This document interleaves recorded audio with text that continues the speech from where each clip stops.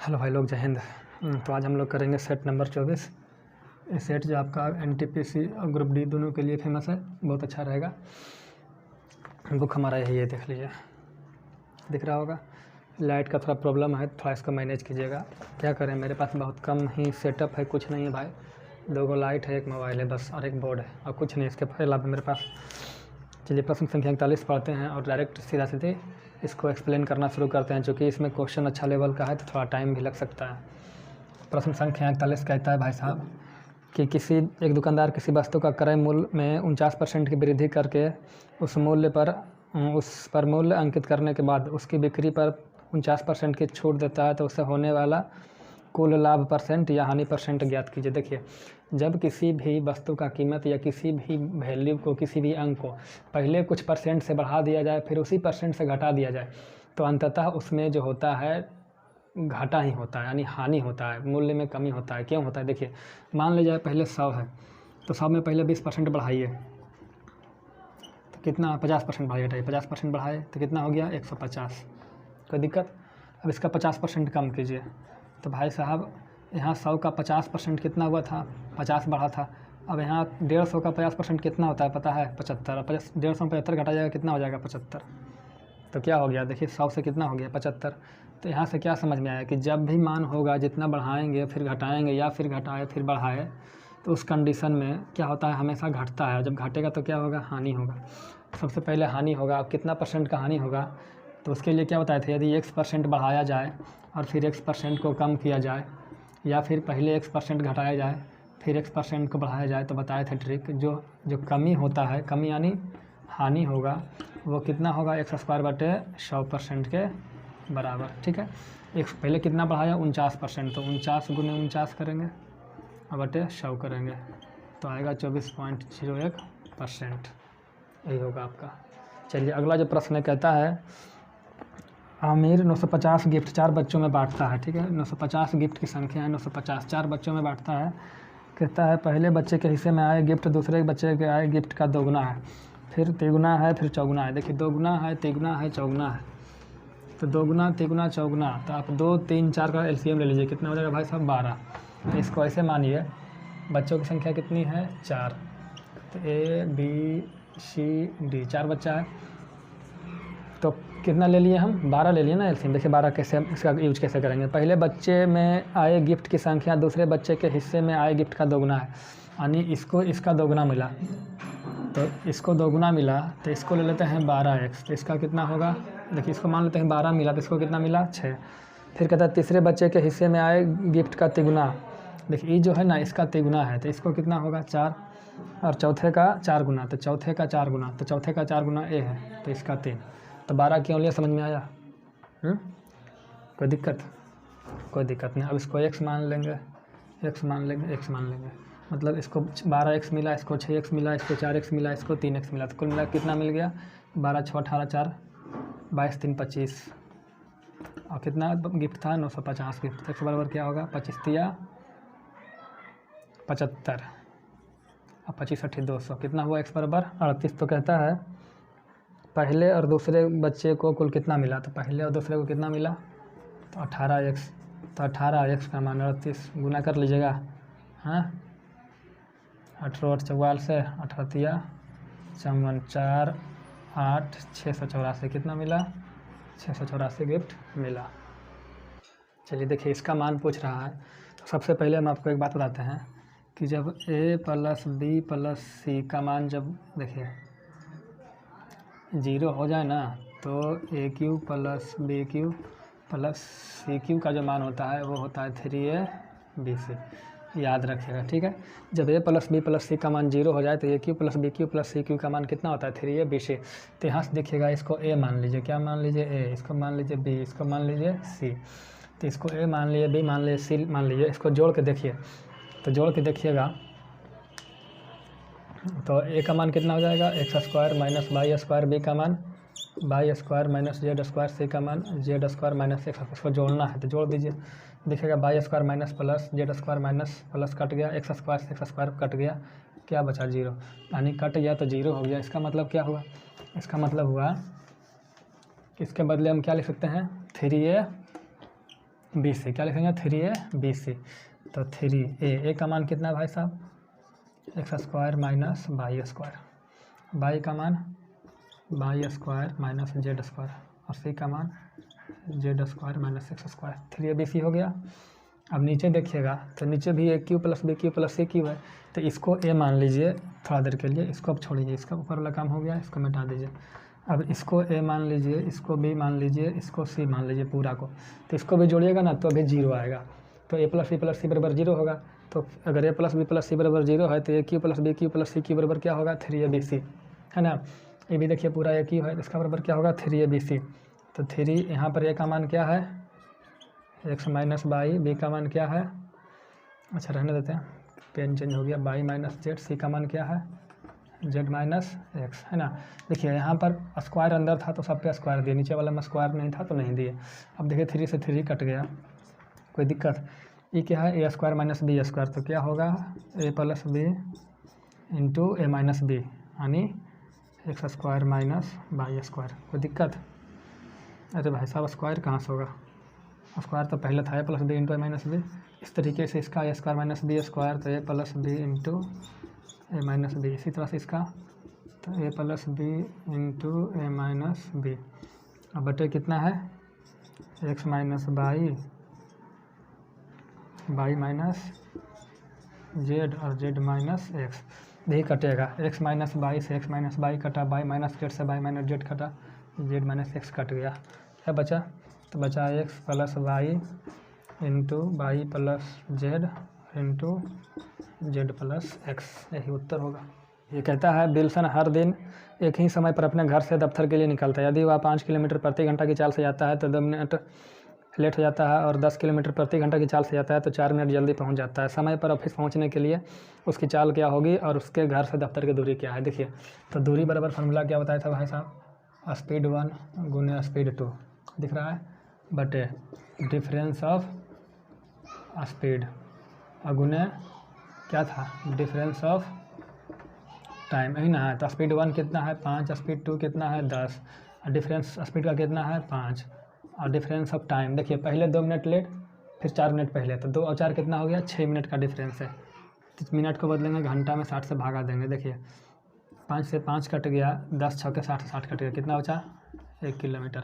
तो 1 kilometre distance एक answer आ गया। दूसरा पूछता है चाल बताओ, तो चाल बराबर क्या होता है भाई साहब दूरी बट्टे समय। दूरी कितना 1 किलोमीटर, समय हमको पता नहीं, तो पहले समय निकालेंगे। तो समय निकालने के लिए क्या करेंगे, हम देखेंगे पहले कंडीशन में उसका स्पीड क्या था 5 किलोमीटर प्रति घंटा, डिस्टेंस कितना था 1 किलोमीटर, तो समय कितना लग रहा था जाने में, तो समय जाने में समय बराबर दूरी बट्टे चाल 1/5 घंटा, कोई दिक्कत। इसको बदलेंगे किसमें मिनट में, तो 60 से गुना करेंगे तो कितना मिनट हो जाएगा 12, तो 12 मिनट लग रहा था। अब 12 मिनट के बावजूद वो 2 मिनट लेट पहुंच रहा था, तो 2 मिनट लेट पहुंच रहा था, उसका पहुंचना कितना था 10 मिनट में, तो उसको 10 मिनट में पहुंचना है। समय कितना हो गया 10 मिनट, 10 मिनट में पहुंचना है। तो चाल बराबर दूरी बटे समय, ये देखिए किलोमीटर में है भाई साहब, ये देखिए मिनट में है, कैसे काम चलेगा, इसको बदलेंगे घंटा में, तो 10 से 60 से भागा देंगे, 60 से भागा देंगे, 60 चला जाएगा ऊपर, तो कितना हो गया 6 किलोमीटर प्रति घंटा हमारा चाल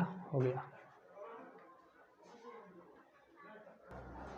अगला जो प्रश्न है वो लाभ हानि से है, बहुत ही बेहतरीन प्रश्न है, इसको बहुत ध्यान से समझिएगा।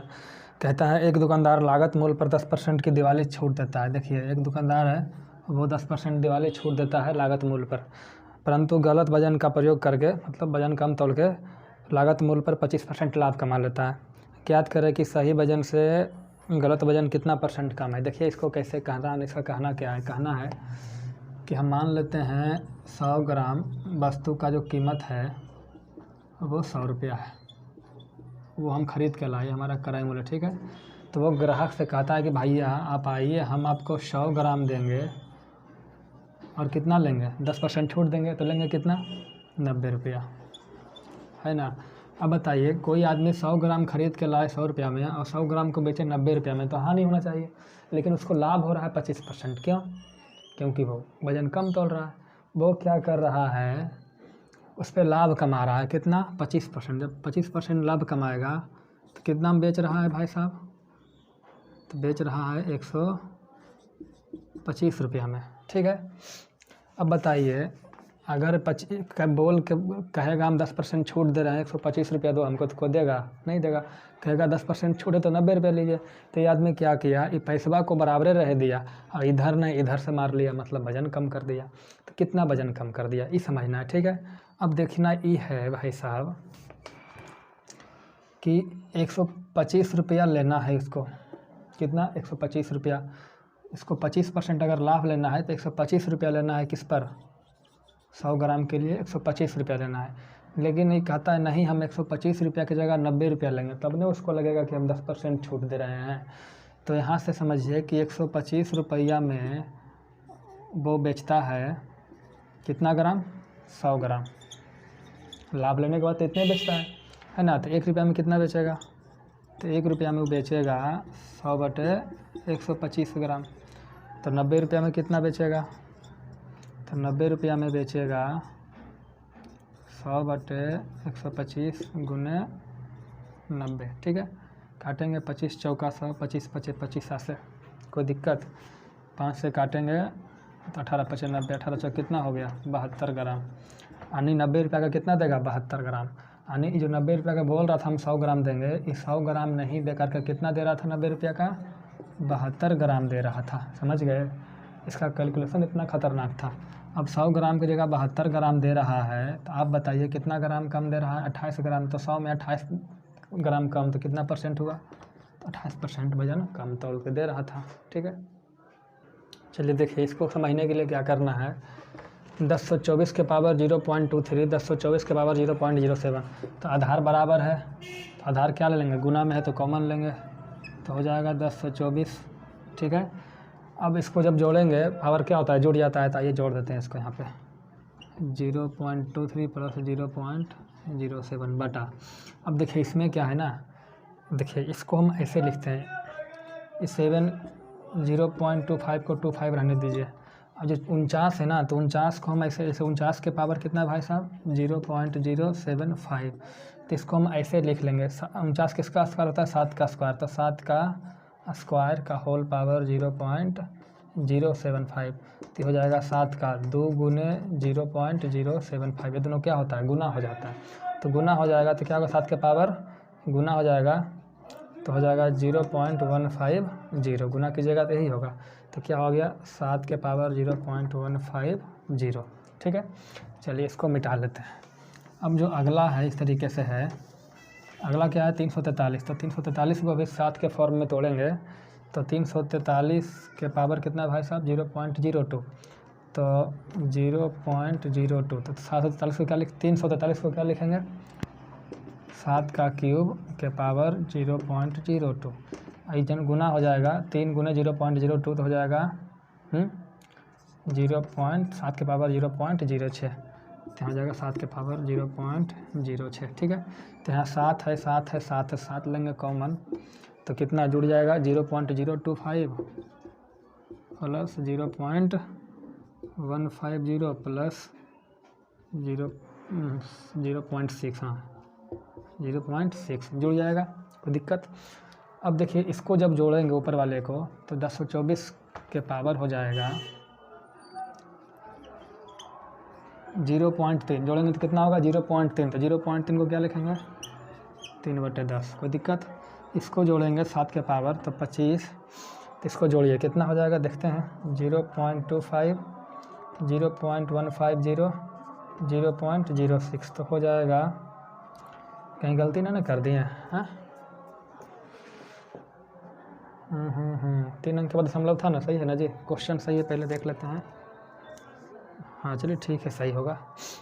इसको जोड़ेंगे तो 0 0 5 5 10 6 16 और 2 2 4, कहीं ना कहीं गलत हो रहा है, गलती कहाँ की है देख लेते हैं इसको।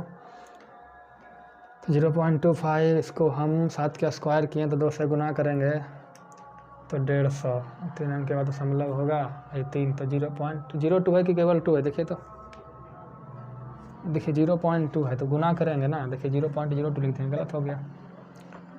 तो 0.2 है, 3 से गुना करेंगे तो क्या हो जाएगा 0.6, भाई साहब गलत हो गया, तो जाएगा 0.6, यहाँ क्या हो जाएगा 0.6 है ना। अब देखिए जोड़ते हैं इसको, तो जोड़ने के बाद आता क्या है इसको, अगर गलत हुआ तो समझिए को जोड़ गलत है। 0.06 तो 0 5 5 10 16 और 2 1 3 1 4। जोड़ मेरा गलत हो रहा है, 1 सेकंड रुकेगा, जोड़ के देखते हैं। देखिए यहाँ गलती कर रहे हैं गुना जोड़ में, 0.6 ना जो है तो 0.6 लेंगे तो अब हो जाएगा 0 5 5 10 के 0 6 3 9 1 बकिया 10 के 0 और 1 क्या हो गया 1, मतलब 7 के पावर क्या हो गया 1 हो गया। अब देखिए आसान हो गया कैसे, इसको हम क्या करेंगे 1024 को तोड़ेंगे ना तो 2 के पावर 10 होता है। अब पहले से 3/10 है बटे 7, 10 से 10 कट गया क्या बचा 2 के पावर 3 क्या होता है 8/7।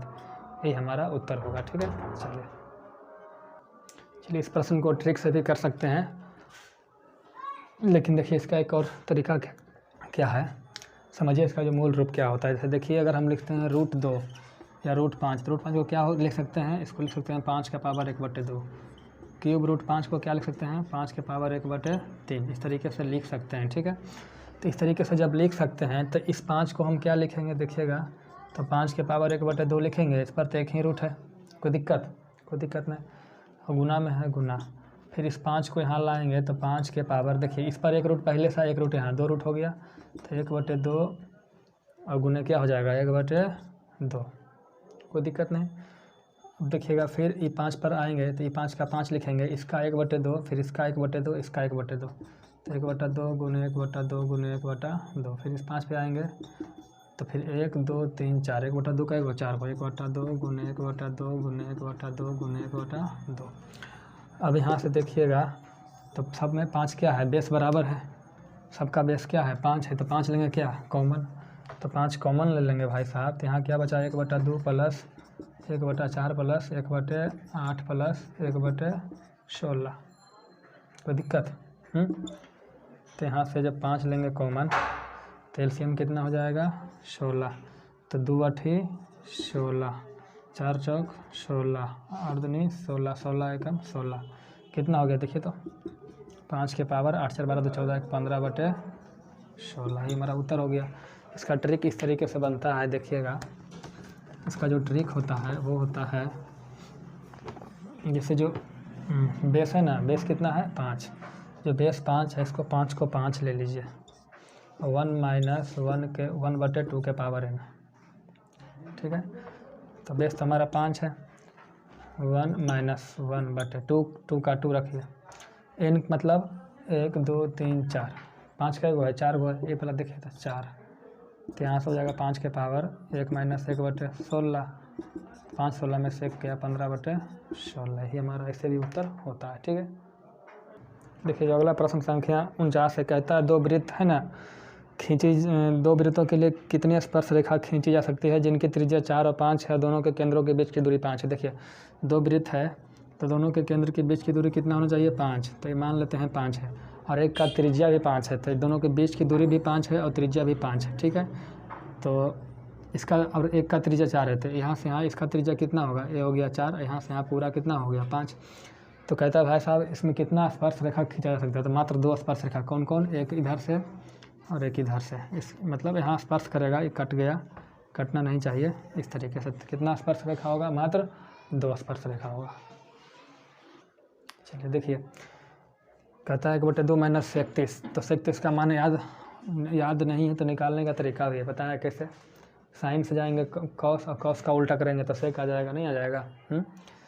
तो 1/2 - 31 का मान होगा 2/√3, तो रूट क्या लेंगे इसमें से हम लेंगे 2√3, तो यहाँ से 2 कट गया तो क्या बचेगा √3 - 2 दूनी 4, ही हमारा उत्तर हो जाएगा।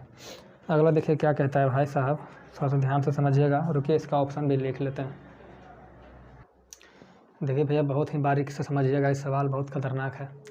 कहता है a/p का a को भागा दीजिए b से, तो इसका जो भागफल होगा वो पॉजिटिव होगा, तो पॉजिटिव होना चाहिए, इसके लिए कौन सा कंडीशन सही है, a b c या d, चारों में से कौन सा कंडीशन सही है।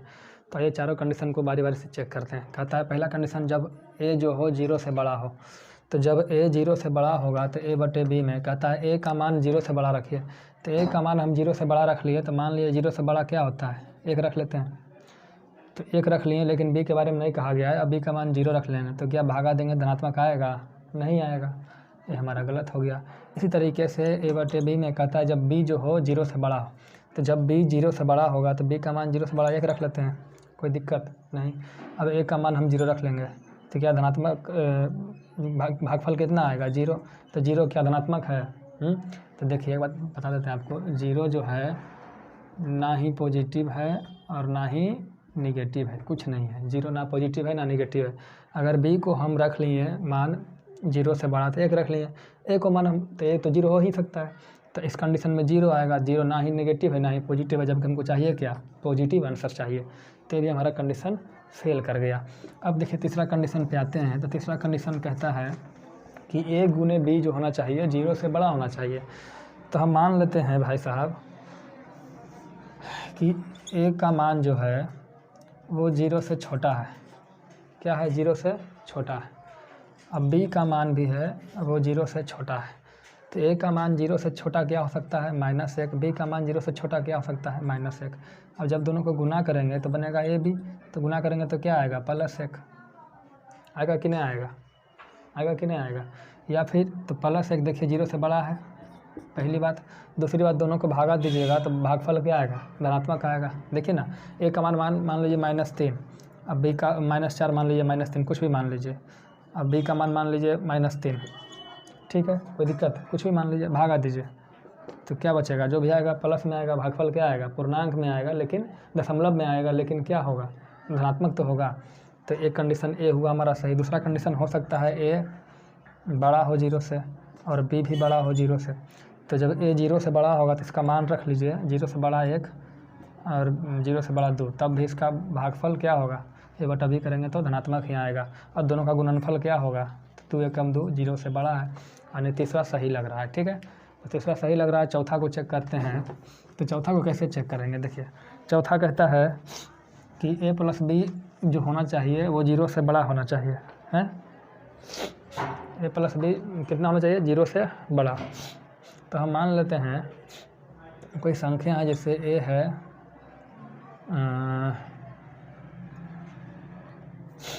a/b, ठीक है।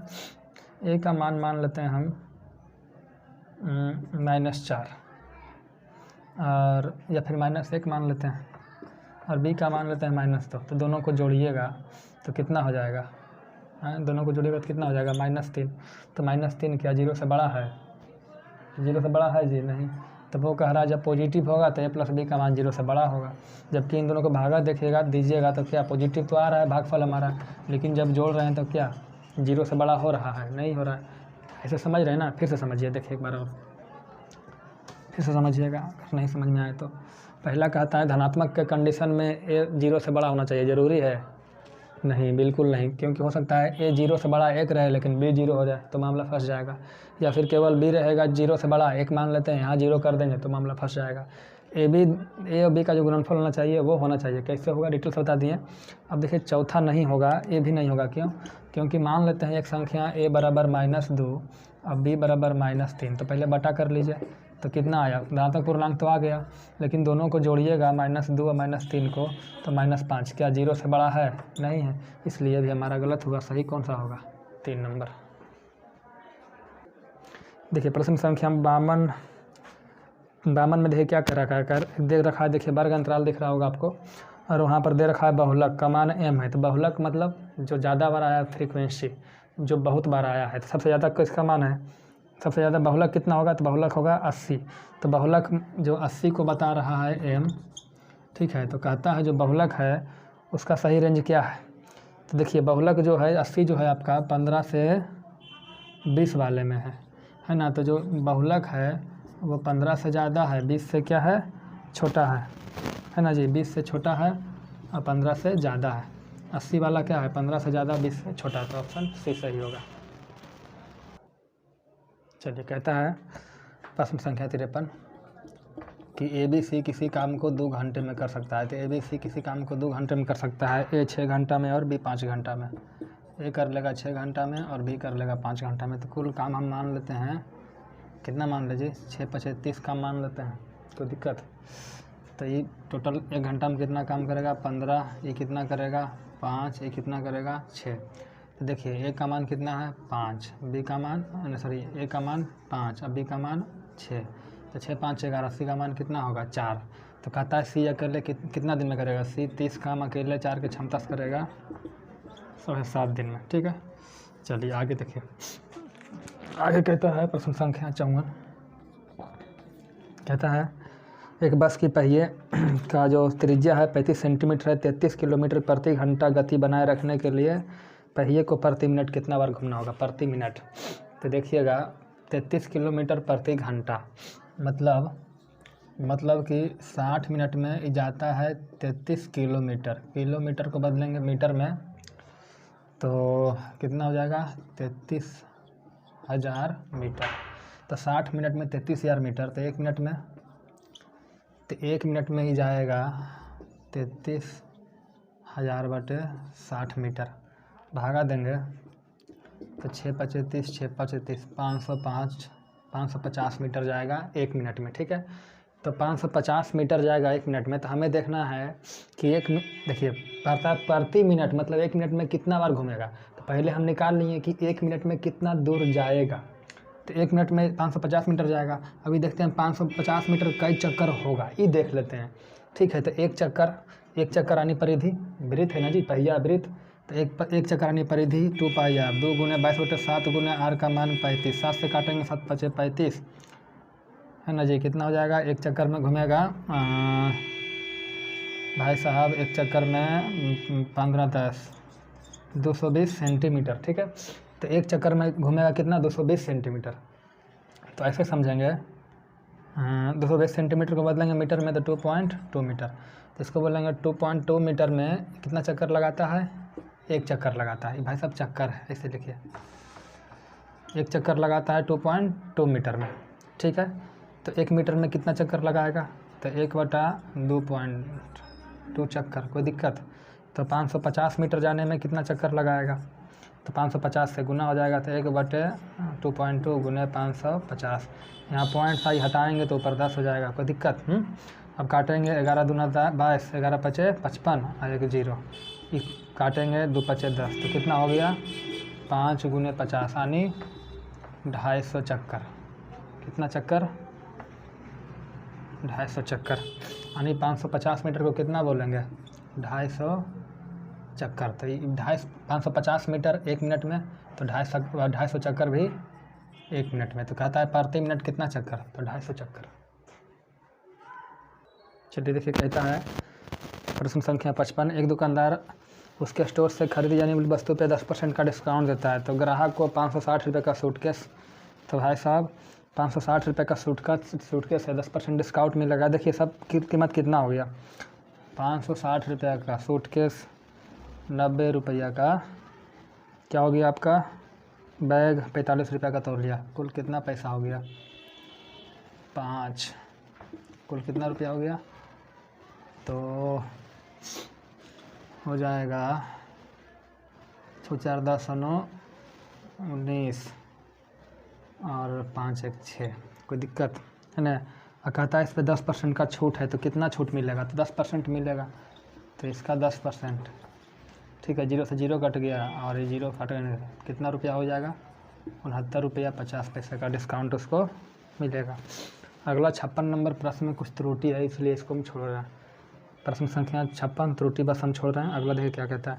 कहता है एक विक्रेता 57 नंबर प्रश्न है, 950 रुपया अंकित मूल्य का एक पुराना कूलर खरीदता है और उसमें खरीदते समय उसको दो सक्सेसिव डिस्काउंट मिलता है, 20% और 10%। भाई साहब जब 20% और 10% का डिस्काउंट मिल रहा है, दो गो सक्सेसिव उत्तरोत्तर डिस्काउंट, तो एक डिस्काउंट में बदलेंगे तो कितना होगा, तो 20 + 10 - 20 गुने 10/100 बराबर कितना 28% का डिस्काउंट है। जब 28% का डिस्काउंट है तो लेगा कितना, तो 100 में से 28% छोड़ दिया, कितना लगा 72%, यानी 950 रुपया का 72% तो ले लिया, कोई दिक्कत। काटेंगे कट जाएगा और काटेंगे काट दो यार, कट जाएगा बहुत से, तो काटेंगे 2 5 10, 36 दूना 72, 19 5 95, क्रय मूल्य कितना होगी, खरीदा कितना में 19 दूने 36 में, यानी खरीदा कितने में 19 छक 14 से 19 तिया 57, 7 एक 8, 684 रुपये में ख़रीदा। कितना में? 684 रुपये में उसको ख़रीदा। इस पर खर्च किया पेंट कराने का 66 रुपया। तो कुल कितना रुपया क्या हो गया? 6 4 10 और बाकी एक 814 एक 15, 750 रुपया का हो गया। अब कहता है इसको 25% लाभ पे बेचना है। तो 25% लाभ पे बेचना है तो 25% का मतलब क्या होता है? 1/4, मतलब 4 में 1 का लाभ। तो कितना हो जाएगा कीमत? 5/4। तो 5/4, इसका 5/4 कर लो। 5/4 हो जाएगा? नहीं होगा? चलिए कर देते हैं। 0 5 5 25, 7 5 35, 2 37, 150 भागा 4 करेंगे। 4 9 36, 1 और 5, 4 3 12, 3 0, 4 7 28, दशमलव देंगे 2 होगा, 4 5 20, 937 रुपये 50 पैसा। ठीक है, चलिए देखिए भैया कहता है प्रश्न संख्या 58 कहता है राम 8 दिन में 125 रुपये अर्जित करता है। तो 8 दिन में 125 रुपया, तो एक दिन में 125/8 रुपया। और श्याम 10 दिन में 140 रुपया, तो 10 दिन में 140 रुपया, तो एक दिन में 140/10 रुपया। कोई दिक्कत? तो कहता है इसका अर्जन का अनुपात। तो अर्जन का अनुपात यही होगा, है ना? तो अनुपात निकालेंगे।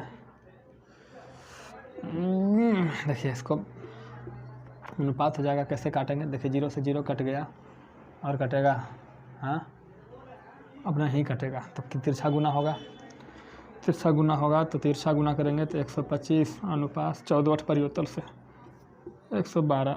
देखिए एक दिन का दोनों का इनकम निकालिए फिर अनुपात निकालिए, यही होगा अर्जन अनुपात। ठीक है, चलिए कहता है एक मनी बैग में एक बैग है 59। एक मनी बैग है, मतलब बैग है कोई भी, उसमें 1 रुपया 2 रुपया 5 रुपये के सिक्के हैं। 1 रुपया 2 रुपया और 5 रुपये के सिक्के हैं।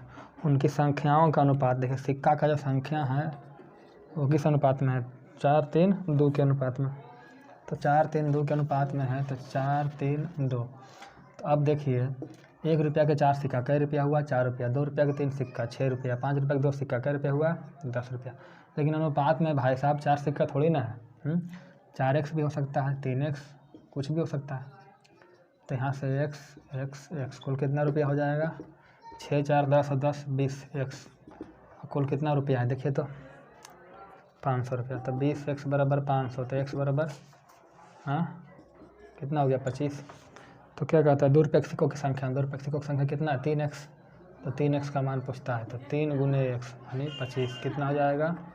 75 सिक्के। सिक्के का हर सही होता है, लिख दिए तो गलत हो गया, कोई बात नहीं। देखिए इस प्रश्न में सिक्का नहीं पूछा है, कहता है कितना राशि है। तो 2 रुपये वाला कितना राशि है? तो 2 रुपये वाला कितना सिक्का है? 75 सिक्का। तो 75 सिक्का तो 2 रुपया का 75 सिक्का कितना रुपया हो जाएगा? 150 रुपया। या फिर यहाँ से नहीं निकालना चाहते हैं तो x बराबर 25, तो कुल राशि कितना है? 6x 25 छक्का 150, ऐसे भी निकाल सकते हैं। देखिए प्रश्न संख्या 61 जैसे कहेगा वैसे करेंगे। कहता है 2 लड़कों और उनके पिता की औसत आयु और उन 2 लड़कों और उनकी माता की औसत आयु से 3 वर्ष अधिक है। इसको बाद में करेंगे। पहले कहता है उन चारों का औसत आयु। देखिए चारों मतलब कौन कौन? पहला लड़का, दूसरा लड़का, फिर पिता और माता। ये चारों का जो औसत आयु है वो कितना है भाई साहब? 19 वर्ष। तो औसत आयु 19 वर्ष है, तो आयु का योग कितना होगा? 2 लड़का है, B1 B2 नाम दे दिए हैं, तो 19 × 4 कितना हो जाएगा? 76 साल। कोई दिक्कत? कोई दिक्कत नहीं। अब कहता है कि 2 लड़का, अच्छा यहाँ तक ठीक है। अब कहता है दोनों लड़का का जो औसत आयु है वो है 5.5 साल। तो 5.5 साल है दोनों का औसत। औसत कितना है भाई साहब? ये दोनों का औसत है 5.5। तो योग कितना होगा? तो 5.5 × 2 कितना हो जाएगा? 11 साल। तो इन दोनों को जाके इधर घटा देंगे 11 साल। तो यहाँ से हमको क्या मिलेगा? तो इधर से मिलेगा फादर प्लस मदर का उम्र कितना बनेगा? 65 साल। क्या बनेगा? दोनों का योग 65 साल। एक समीकरण मिल गया। दूसरा देखिए कहता है 2 लड़का और पिता का जो आयु है ना, देखिए 2 लड़का B + B, जो पिता का आयु है वो वही 2 लड़का यानी B1 B1 B2, ठीक है, और माता का आयु से 3 वर्ष बड़ा है। मतलब ये 3 साल बड़ा है, 3 साल छोटा है। तो घटाएंगे तो क्या बचेगा? 3 साल। तो जैसे ही घटाएंगे तो देखिएगा यहाँ B1 + B2 सब नाम है भैया, कुछ नहीं है। B2 माइनस मदर बराबर 3। कोई दिक्कत? हाँ,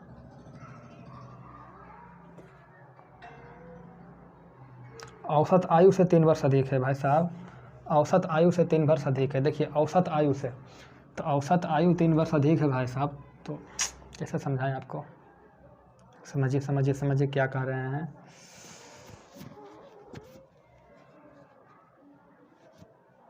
देखिए इनका जो औसत आयु है ना, इस तरीके से कह रहा है। देखिए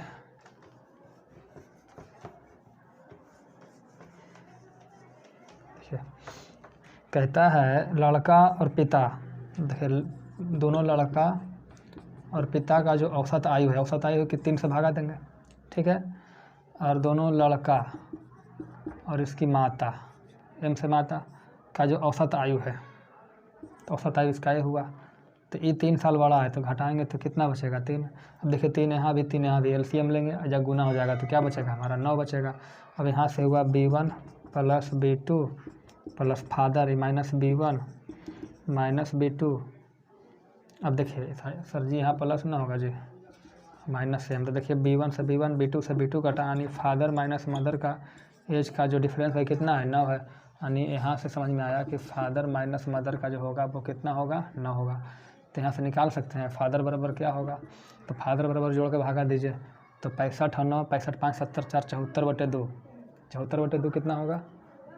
37 साल। और मदर बराबर घटा के 2 से भागा दीजिए, 60 में 4 गया 66/2, गलती है जी, 60 में से 4 गया 56, 56/2 कितना हो जाएगा? 28 साल। तो ये दोनों का उम्र हो गया। चलिए अगला जो कहता है प्रश्न संख्या 62, कहता है एक फल विक्रेता 700 संतरा खरीदता है। कितना संतरा खरीदता है? 700 संतरा। क्रय मूल्य क्या है देखते हैं। 700 संतरा, 500 रुपया के 100 संतरे। भाई साहब इसका जो रेट है वो 100 संतरा के कितना रुपया है? 500 रुपया। तो एक संतरा का क्या रुपया पड़ा? 5 रुपया। तो 700 संतरा के 700 रुपया पड़ा इसका। और अन्य किस्म के 700 रुपया के 100 संतरे, एक अलग किस्म का संतरा है उसका कीमत है 100 संतरा का 700 रुपया, है ना। तो एक संतरा का कितना पड़ा? 7 रुपया। तो कहता है, गलती ना हो गया भाई साहब, देखिए एक संतरा के 5 रुपया, तो 700 संतरा के तो कितना हो जाएगा? 3500 रुपया। अगला कहता है 500 संतरा और ख़रीदता है, ठीक है। उसका क्रय मूल्य क्या है? 100 संतरा के 7 रुपया, सॉरी 100 संतरा के 700, तो एक संतरा के 7 रुपया, तो 500 संतरा के 3500 रुपया, ठीक है। अब कहता है इसको बेचता है 84 रुपये प्रति दर्जन। भाई साहब 84 रुपये प्रति दर्जन, पहले क्रय मूल्य देखिए क्या हो रहा है इसका। तो यहाँ से कुल कितना संतरा हो गया? तो 7 5 1200 संतरा का जो क्रय मूल्य हो गया वो कितना हो गया? 35 दूना 70, 7,000 रुपया, ठीक है। तो ऐसा करते हैं ना, इसको काट देते हैं, 2 जीरो से 2 जीरो काट दीजिए, तो कितना हो गया? 12 संतरा का जो क्रय मूल्य हो गया कितना हो गया? 70 रुपया। अब कहता है इसको 84 रुपये प्रति दर्जन बेच दीजिए। प्रति दर्जन मतलब 12 संतरा को बेचना है 84 रुपया में, तो लाभ कितना होगा भाई साहब? 14 का लाभ किस पे? 70 पे। तो 100 पे कितना? तो 14 से काटेंगे, 14 50 70, 1/5 गुने 100, तो 20% का लाभ हुआ। कहता है भैया एक घड़ी को 75 रुपये में बेचा गया, तो एक घड़ी का जो विक्रय मूल्य है वो 75 रुपया। कहता है उसे लागत मूल्य के बराबर लाभ प्रतिशत मिली, है ना। क्या हुआ? लागत मूल्य के बराबर लाभ प्रतिशत, मतलब अगर लागत मूल्य क्रय मूल्य जो है वो परसेंटेज लाभ के बराबर है, तो मान लेते हैं इसका जो क्रय मूल्य था वो 100 रुपया था, तो परसेंट ऑफ लाभ कितना भी होगा? 100 रुपया। तो विक्रय मूल्य बराबर क्या होता है? तो विक्रय मूल्य बराबर होता है क्रय मूल्य इंटू 100 प्लस प्रॉफिट परसेंट बटे 100, यही ना होता है जी। तो विक्रय मूल्य 75 बराबर क्रय मूल्य कितना है? 100 रुपया गुने प्रॉफिट परसेंट भी 100 रुपया, तो 100 प्लस 100 बटे कितना? 100। कोई दिक्कत? 100 इधर भेजेंगे तो हो जाएगा 7500 बराबर 100 गुने 1 प्लस 100। तो अब यहाँ से x का मान निकालेंगे, तो अपना दिमाग से रखना है, x का मान 50 रखिए, तो इस x का मान कितना हो जाएगा? 150। अब देखिए गुना कीजिएगा तो 7500 नहीं आएगा, तो x का मान भी कितना आ गया? 50 रुपया। तो कहता है इसका क्रय मूल्य बता। तो क्रय मूल्य कितना है? 100 रुपया। x का मान कितना है? 50 रुपया। कोई दिक्कत? कहता है यदि पेन का मूल्य 16 पेन का मूल्य 12 पेन के विक्रय मूल्य के बराबर है। 16 पेन का जो लागत मूल्य है वो 12 पेन के विक्रय मूल्य के बराबर है। CP इधर लाएंगे तो 12/16, 4 से काटेंगे, 4 × 12, 4 × 16, तो 3 क्रय मूल्य 3 है तो विक्रय मूल्य कितना है? 4। तो प्रॉफिट कितना का? 1 का प्रॉफिट कितना पे? 3 पाँच 100 पे कितना? तो 1 का प्रॉफिट 3 पे तो 100 पे कितना? 33 सही 1/3%। ठीक है। देखिए कहता है प्रश्न संख्या 65 अब होगा जी, 64 था। कहता है पहले वर्ष 65 नंबर है। पहले वर्ष गांव की एक जनसंख्या में 5% की वृद्धि हुई, दूसरे वर्ष 5% का ह्रास हुआ और दूसरे वर्ष के बाद जनसंख्या हो गया 47,880। तो पहले वर्ष के आरंभ में उसके जनसंख्या कितना था? देखिए तो मान लेते हैं पहले उसका जनसंख्या था कितना? x। अब कहता है 5% का वृद्धि हुआ भैया साहब। तो 5% का मतलब क्या होता है? 5% का मतलब होता है 1/20। मतलब पहले 20 था तो 1 बढ़ गया तो कितना हो गया? 21, यानी हो गया 21/20। दूसरा साल फिर 5% कम गया। 5% का मतलब 1/20, मतलब 20 था तो 1 कम गया, हो कितना गया? वो तब हो गया 19/20। हो कितना गया? 47,880। तो ही निकालना है, गलती नहीं ना किए जी? हाँ, काट कर निकाल लीजिएगा। निकाल देते हैं। x बराबर क्या हो जाएगा? 47,880 गुने 20 गुने 20/21 गुने 19। कैसे कटेगा देखिए तो।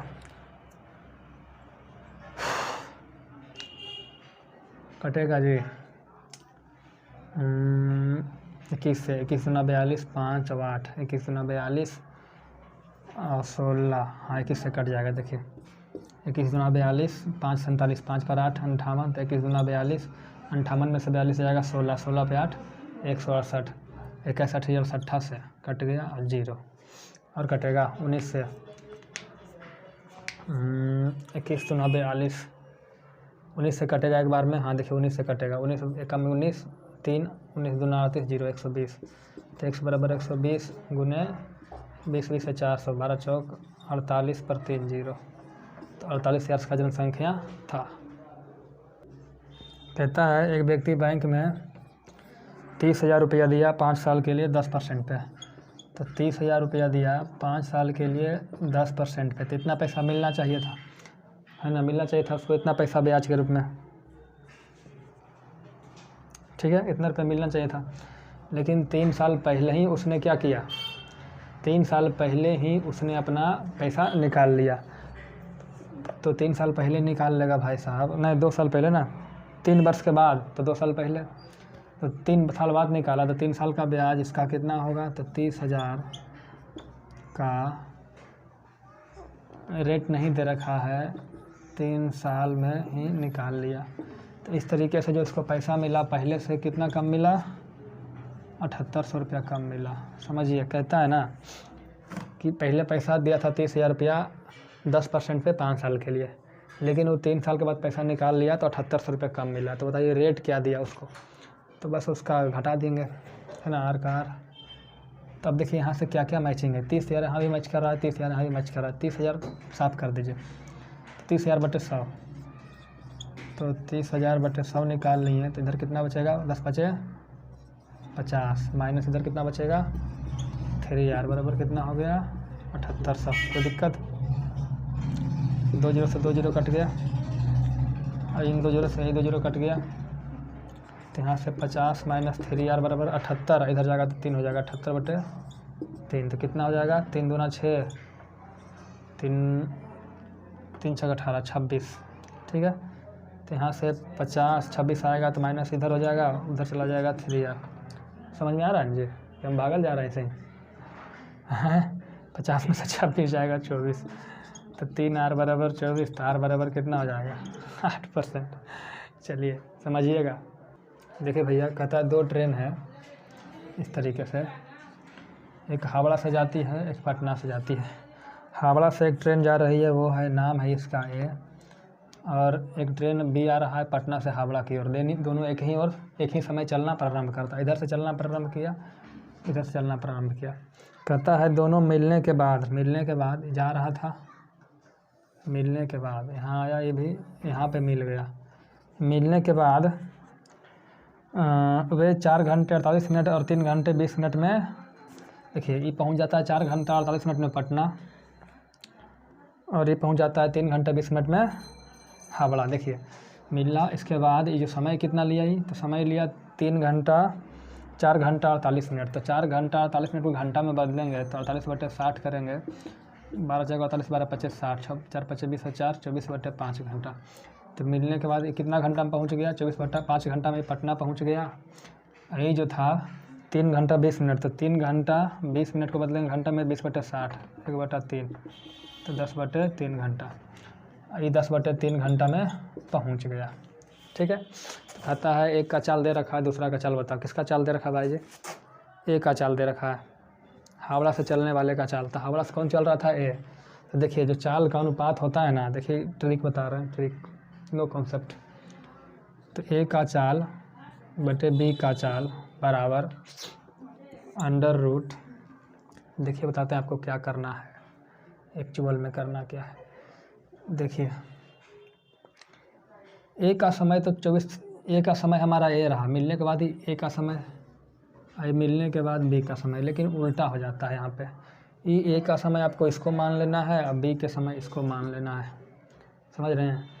तो ए बटा बी किए तो ए का समय कितना लगा 10/3 बटा बी का समय 24/5, ऐसे तरीके से बना देना है।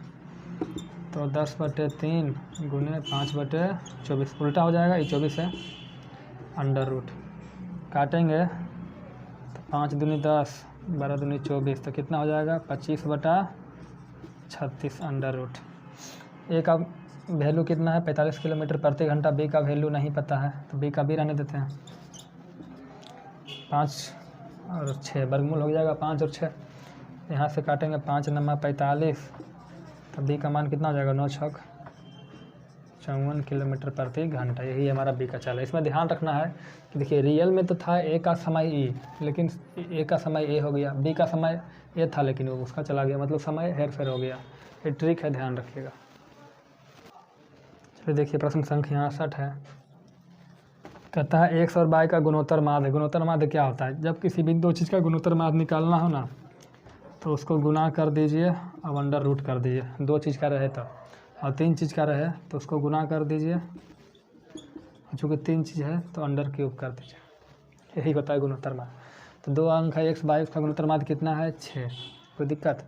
और x y z का गुणोत्तर माध्य कितना है, इसका भी 6 है, कोई दिक्कत? तो यहाँ से देखिएगा x y का मान कितना होगा, x गुने y बराबर 6, इधर जाएगा तो स्क्वायर में हो जाएगा 36, इधर से कितना हो जाएगा x गुने y गुने z का मान कितना हो जाएगा 6 का क्यूब हो जाएगा 216। तो कहता है भाई साहब z का वैल्यू क्या होगा? तो देखिए यहाँ से हम देखेंगे z बराबर क्या होगा 216/xy, तो z बराबर 216, xy का मान 36, कितना हो जाएगा 6, उत्तर हो गया। तो आई होप क्लियर हो गया होगा। अब बहुत ज़्यादा समय हो गया इसलिए अब नहीं करा पा रहे हैं और कराएंगे भी नहीं, बाकी खुद से हो जाएगा। ठीक है।